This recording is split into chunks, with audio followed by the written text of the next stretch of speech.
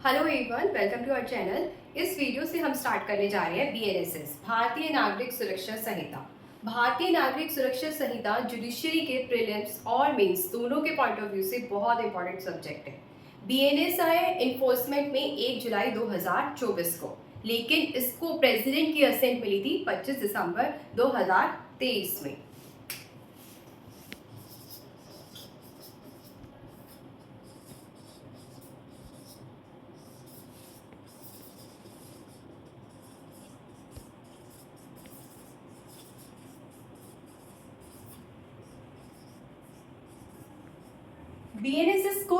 BNSS ने replace किया है क्रिमिनल प्रोसीजर कोड को, जो था 1973 में।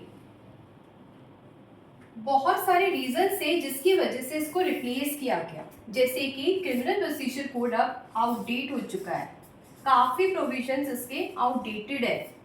साथ ही साथ हमें चाहिए था स्पीडी जस्टिस।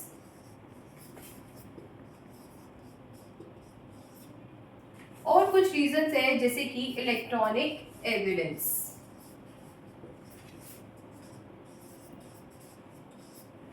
जिसकी वजह से क्रिमिनल प्रोसीजर कोड को हटाया गया है और बीएनएसएस को इंट्रोड्यूस किया गया है।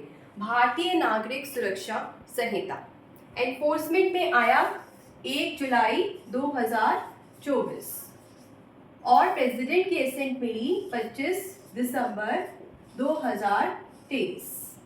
ये डेट तो बहुत ही इजी है लर्न करनी, क्योंकि इस दिन हम मनाते हैं क्रिसमस।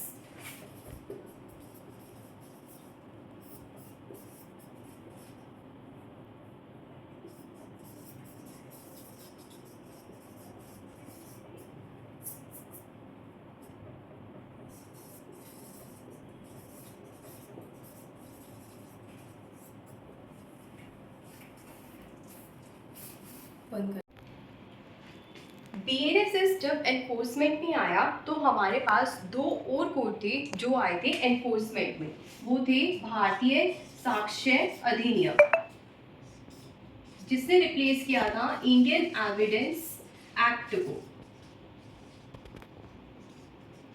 और दूसरा था भारतीय न्याय संहिता, जिसने रिप्लेस किया था इंडियन पीनल कोड को।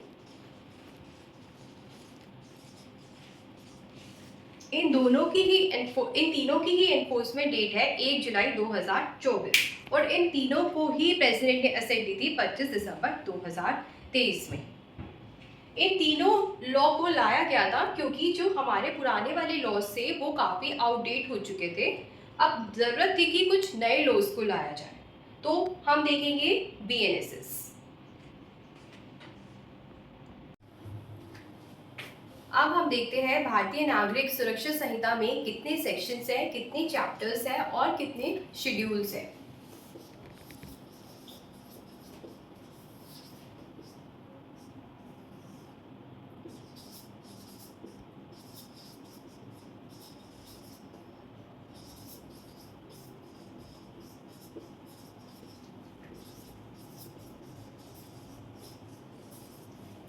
बीएनएसएस में है 531 सेक्शंस, साथ ही साथ जो है 39 चैप्टर्स में, और है हमारे पास दो शेड्यूल्स जो है हमें बताते हैं।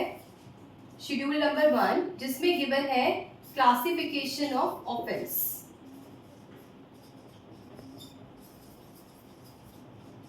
सेकेंड शेड्यूल हमें बताता है फॉर्म्स के बारे में, कौन से फॉर्म्स है, लाइक समन करना है तो इसका क्या फॉर्म होगा।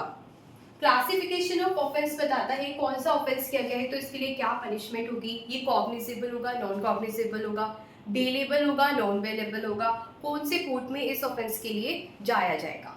तो ये बताते हैं हमारे दो शेड्यूल्स, और हमारे पास है इसमें 531 सेक्शंस, जबकि सीआरपीसी में हमारे पास से 484 सेक्शंस और चैप्टर से 37, और शेड्यूल्स तो दो ही थे पहले की तरह।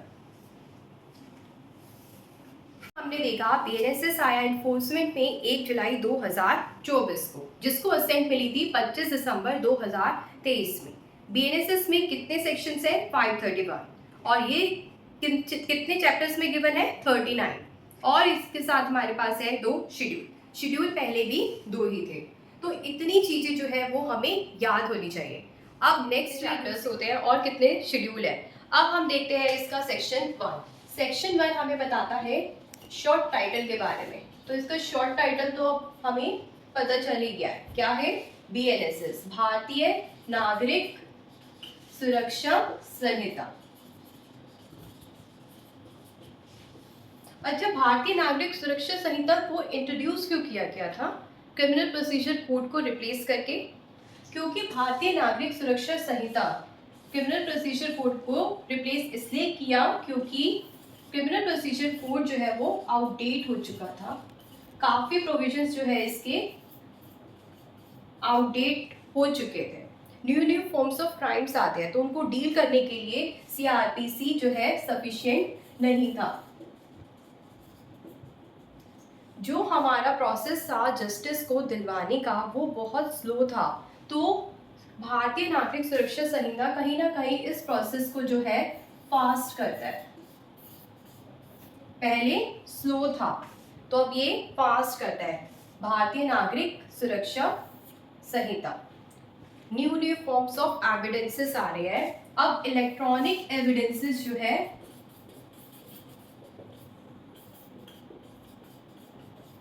वो पिक्चर में आ रहे हैं, जिसकी वजह से हमें भारतीय नागरिक सुरक्षा संहिता को इंट्रोड्यूस करना पड़ा। कुछ अमेंडमेंट्स करके काम नहीं चल रहा था, बड़े बदलाव लाने थे, इसीलिए ही अब जो है CRPC रिप्लेस किया गया, जो था एक कॉलोनियल एक्ट,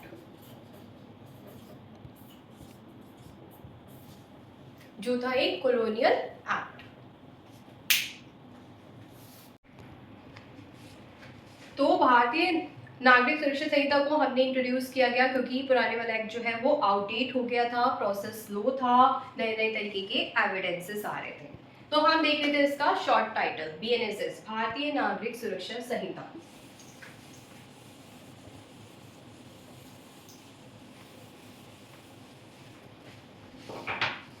अब हम देखते हैं कि ये कहाँ कहाँ अप्लाई होता है। ये अप्लाई होता है पूरे इंडिया में, लेकिन ये अप्लाई नहीं होगा कहाँ पर? स्टेट ऑफ नागालैंड में प्लस ट्राइबल एरियाज में। जैसे कि CRPC भी नागालैंड और ट्राइबल एरियाज में एप्लीकेबल नहीं होता था, सिमिलरली BNSS भी यहाँ पर अप्लाई नहीं होगा। लेकिन कुछ सेक्शंस है जैसे सेक्शंस 9, 11 एंड 12, ये वाले सेक्शंस इन एरियाज पर एप्लीकेबल होंगे।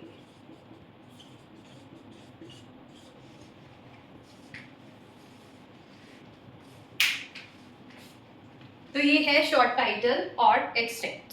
अब हम देखते हैं इसका कमेंसमेंट। कमेंसमेंट तो मैंने पहले ही बता दिया, कब से है? 1 जुलाई 2024 से। तो ये हमारा सेक्शन 1।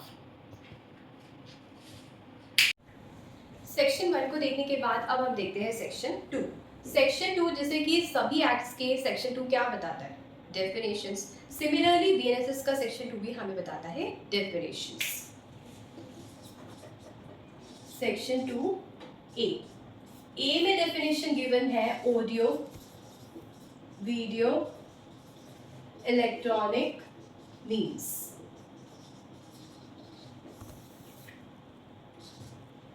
ये जो डेफिनेशन है 2A में गिवन है ऑडियो, वीडियो, इलेक्ट्रॉनिक मीन्स, ये एक इम्पॉर्टेंट डेफिनेशन है और इसको इस BNSS में न्यूली इंट्रोड्यूस किया गया है। एक्चुअल में जो BNSS का पर्पस था उसका आने का वो यही था कि हम इलेक्ट्रॉनिक चीज़ों को भी कंसिडर करें, चाहे वो एविडेंसेस हो, चाहे वो डिवाइसेस हो, चाहे वो प्रोसेस हो। तो ऑडियो, वीडियो, इलेक्ट्रॉनिक मीन्स क्या होते हैं ये हमें पता होना चाहिए और बहुत अच्छे से हमें इसकी डेफिनेशन पता होनी चाहिए। तो ये होते हैं हमारे ऐसे कम्युनिकेशन डिवाइसेस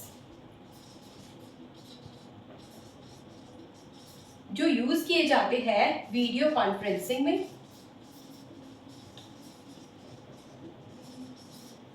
सर्च में, सीजर में, और एविडेंसेस को रिकॉर्ड करने में, या फिर ट्रांसमिशन ऑफ कम्युनिकेशन में, इलेक्ट्रॉनिक कम्युनिकेशन, या फिर जिसे हमें स्टेट गवर्नमेंट प्रिस्क्राइब करे,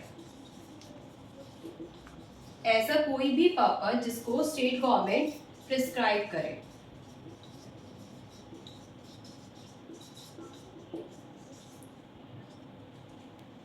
तो ऑडियो वीडियो इलेक्ट्रॉनिक मीन्स होते हैं वीडियो कॉन्फ्रेंसिंग में जिसको हम यूज करते हैं।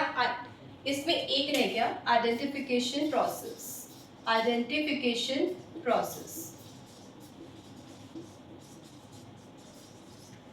जिन डिवाइसेस को हम आइडेंटिफिकेशन प्रोसेस में यूज करते हैं उसको भी हम ऑडियो वीडियो इलेक्ट्रॉनिक मीन्स कहते हैं। आइडेंटिफिकेशन प्रोसेस जैसे कि कोई पुलिस स्टेशन में बहुत सारे लोगों को बुलाया गया है और विक्टिम को या उसके घर वालों को पहचानने के लिए बोलते हैं कि पहचानो इसमें से कौन सा पर्सन जो है जिसने क्राइम किया है या वहाँ स्पॉट पे अवेलेबल था। इस टाइप की जो प्रोसेस होते हैं जो फॉलो किए जाते हैं उनमें डिवाइसेस, उसको हम जो है इलेक्ट्रॉनिक मीन्स में कंसिडर करते हैं। तो ये है इंपॉर्टेंट डेफिनेशन 2A में जो गिवन है audio video electronic means. Next video से हम देखेंगे बाकी की डेफिनेशंस। Thank you.